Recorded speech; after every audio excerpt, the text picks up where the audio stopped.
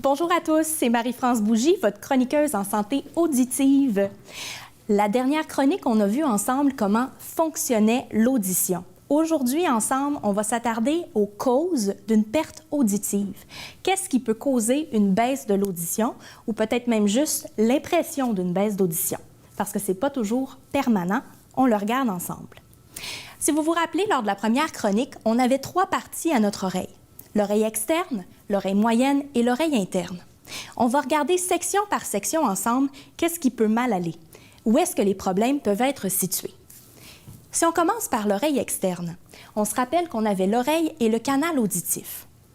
J'ai amené ma grosse oreille ici pour vous démontrer comment fonctionne ici le canal auditif. Notre oreille, on a le conduit et on a notre tympan qui est ici. Ce qui arrive, on se rappelle qu'on a une onde de son qui cause de la vibration. Cette onde de son-là, évidemment, elle doit se rendre au tympan pour aller amener la vibration. Ce qui arrive, si je mets un petit blocage ici, on peut s'imaginer que c'est de la cire. Dans ce cas-ci, on a de la gommette.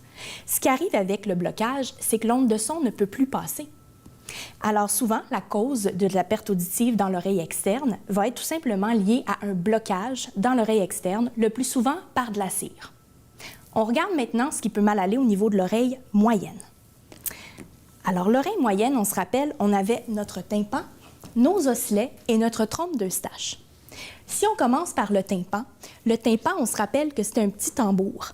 Donc il vibrait au contact de l'onde de son. Évidemment, la première étape, ce serait que notre tympan fonctionne. Mais parfois, le tympan, il va être perforé, il va avoir une lésion ou il va être endommagé. C'est le cas des fois quand on a des enfants qui vont avoir un petit tube qu'on va mettre ici au niveau du tympan ou encore des gens qui vont se blesser en allant essayer de se curer, de se nettoyer l'oreille et vont aller trop loin. Alors, première cause de problème au niveau de mon oreille moyenne, ça va être des lésions au niveau du tympan. Deuxième cause de problème, on a nos petits osselets ici. Vous vous rappelez que le tympan vibre et fait vibrer mes 3 petits osselets, mon marteau, mon enclume et mon étrier. Les 3 petits os, pour vous donner une idée, rentrent dans l'espace du bout de mon pouce. Ça veut dire que c'est pas gros. Et ça, ces petits os-là ont besoin de cet espace minimal-là pour bien transmettre leur vibration.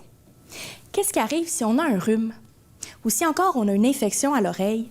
Cet espace-là ici vient se remplir de liquide ou de mucus. Et notre trompe d'Eustache, qui a pour but d'éliminer ce mucus-là, ces liquides-là, ne peut pas toujours faire son travail pour différentes raisons. Ce qui arrive donc, c'est que mes petits osselets, ils sont coincés dans le liquide. Ils sont moins capables de bouger et de transmettre leur vibration. Donc, mon message qui est transmis à ma cochlée, où est-ce qu'on arrive bientôt, il n'est pas aussi fort et pas aussi clair. Donc, dans mon oreille moyenne, il y a la condition du tympan qui peut causer des problèmes et encore la mobilité des petits osselets. Évidemment, il y a d'autres problèmes plus complexes que des médecins pourraient vous expliquer, mais généralement, c'est vraiment nos problèmes majeurs au niveau de l'oreille moyenne. On va aller au niveau de l'oreille interne parce que c'est là que la majorité des problèmes se trouvent. Au niveau de l'oreille interne, vous vous rappelez, on avait notre cochlée. Notre cochlée, c'était vraiment notre petite coquille qui ressemblait à un escargot. C'est en fait un tuyau, un long tunnel, comme on l'avait vu dans la chronique sur l'audition, qui est parsemé de petites cellules ciliées, des petits poils qui bougent dans le liquide. Donc, si on regarde notre cochlée ensemble, je vais aller vous l'ouvrir comme ça ici. Vous voyez que si on la coupe de côté, il y a des petits tunnels, des petits canaux à l'intérieur. Donc, ces petits canaux-là sont remplis de cellules ciliées, de petits poils. On les a ici. C'est une vraie photo microscopique. C'est vraiment intéressant parce qu'en réalité, c'est extrêmement minuscule. C'est pas visible à l'œil nu, ces cellules-là. On se rappelle que le rôle de ces cellules-là, quand elles bougent dans le liquide, dans la cochlée, elles transmettent un message électrique que le cerveau peut utiliser pour faire du sens avec ce qu'il entend. Ici, évidemment, ce qui peut aller mal dans notre cochlée, c'est vraiment la condition de nos petites cellules ciliées. Ici, vous avez un rang de cellules saines, des cellules normales. Vous voyez qu'elles sont toutes droites, qu'elles sont toutes en bonne forme. Et si on regarde ici notre image, on a des cellules qui sont endommagées. Vous pouvez voir des petites cellules qui sont carrément absentes, manquantes, qui sont parties, et d'autres qui sont endommagées. C'est ça qui arrive avec l'âge. La surdité qui est causée par l'âge, c'est tout simplement l'usure de ces petites cellules-là. Vous pouvez imaginer la cochlée, le long tuyau. Imaginez que ce long tuyau-là est comme un tapis. Quand on entre dans une maison et qu'on marche sur le tapis dans l'entrée, le tapis est beaucoup plus usé que dans les chambres à coucher où est-ce qu'on va moins souvent.